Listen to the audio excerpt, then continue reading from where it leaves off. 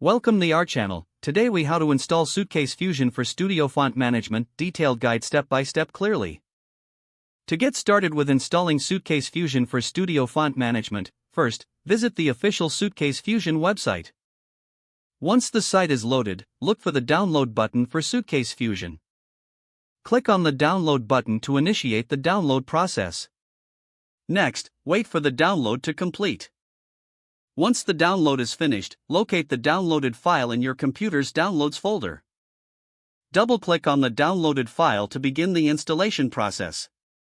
Follow the on-screen prompts to proceed with the installation.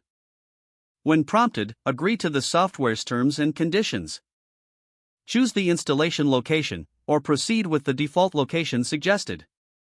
Click Install to begin the installation. The installation process may take a few moments, so be patient. Once the installation is complete, a confirmation window will appear. Click Finish to exit the installation wizard. Next, locate the Suitcase Fusion icon on your desktop or in your Applications folder. Double-click the icon to launch Suitcase Fusion for the first time. You might be prompted to sign in or create an account. Follow the prompts to sign in or set up your account if needed. After logging in, you will be taken to the main dashboard of Suitcase Fusion. Now you can start adding and managing fonts in your library. To add fonts, click on the Add Fonts button in the dashboard. Locate the fonts you want to import from your computer. Select the desired fonts and click Open to add them to your library. Suitcase Fusion will process the fonts and make them available for your projects. Finally, explore the various features of Suitcase Fusion to enhance your font management experience.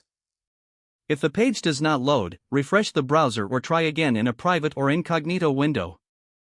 Make sure you are using the correct email address, then retype it carefully to avoid small typos. If your password is not accepted, use the reset option and create a new strong password you can remember.